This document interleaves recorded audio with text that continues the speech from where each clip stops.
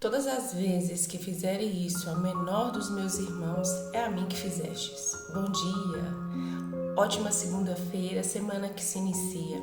Vamos meditar na palavra de Deus? Mateus capítulo 25, versículo do 31 ao 46. Naquele tempo, Jesus dizia: quando o Filho do Homem vier na sua glória, acompanhado de todos os anjos, então se assentará em seu trono glorioso. Todos os povos da terra serão reunidos diante dele, e ele separará uns dos outros, assim como o pastor separa as ovelhas dos cabritos. E colocará as ovelhas à sua direita e os cabritos à sua esquerda. Então o rei dirá aos que estiverem à sua direita: venham vocês que são abençoados por meu Pai, recebam como herança o reino que meu Pai lhes preparou desde a criação do mundo. Pois eu estava com fome e vocês me deram de comer. Eu estava com sede e me deram de beber. Eu era estrangeiro e me receberam em sua casa. Eu estava sem roupa e me vestiram. Eu estava doente e cuidaram de mim. Eu estava na prisão e vocês foram me visitar. Então os justos lhe perguntarão: Senhor, quando foi que te vimos com fome e te demos de comer, com sede te demos de beber? Quando foi que te vimos como estrangeiro e te recebemos em casa e sem roupa te vestimos? Quando foi que te vimos doente ou preso e fomos te visitar? Então o rei lhe responderá: eu garanto a vocês, todas as vezes que vocês fizerem isso a um dos menores de meus irmãos, foi a mim que o fizeram. Depois o rei dirá aos que estiverem à sua esquerda: afastem-se de mim, malditos, vão para o fogo eterno preparado para o diabo e seus anjos. Porque eu estava com fome e vocês não me deram de comer, eu estava com sede e não me deram de beber, eu era estrangeiro e vocês não me receberam em casa, eu estava sem roupa e não me vestiram, eu estava doente na prisão e vocês não me foram visitar.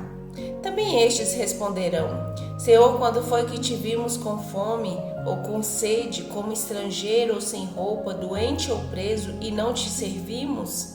Então o rei responderá a esses: eu garanto a vocês, todas as vezes que vocês não fizerem isso a um desses pequeninos, foi a mim que não o fizeram. Portanto, estes irão para o castigo eterno, enquanto os justos irão para a vida eterna. Palavra da salvação, glória a vós, Senhor. Que as palavras do Santo Evangelho hoje nos motive a viver uma vida de caridade. Bom dia, meus irmãos. Hoje, segunda-feira, primeira semana da Quaresma, o Senhor nos convida à caridade. Não nos compete julgar quem deve e quem não deve receber aquilo que nós temos para dar para o irmão. O Senhor nos dá muito mais do que nós precisamos diariamente.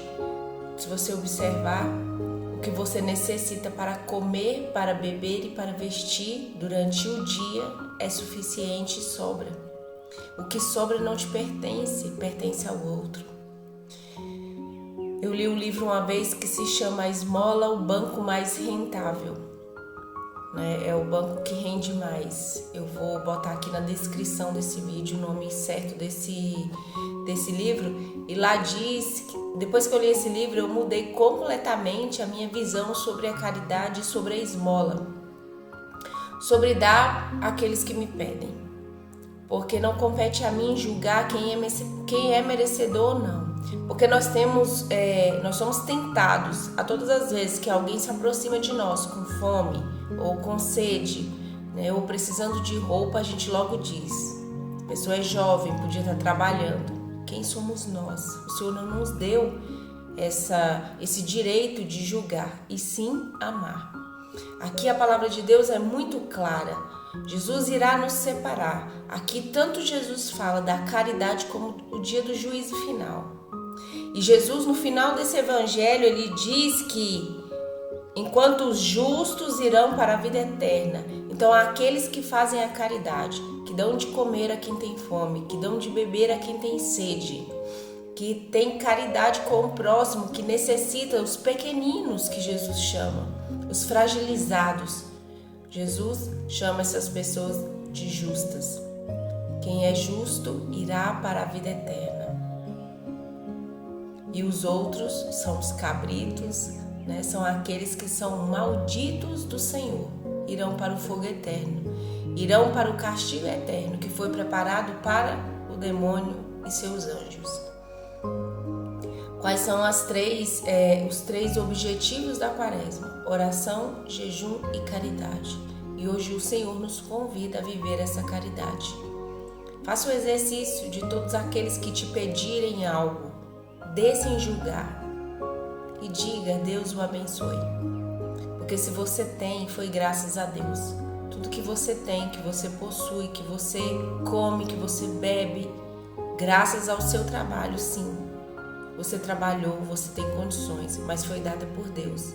Deus te deu a oportunidade de ter disposição para trabalhar. E nesse livro diz que o Senhor poderia acabar com a pobreza em questão de minutos.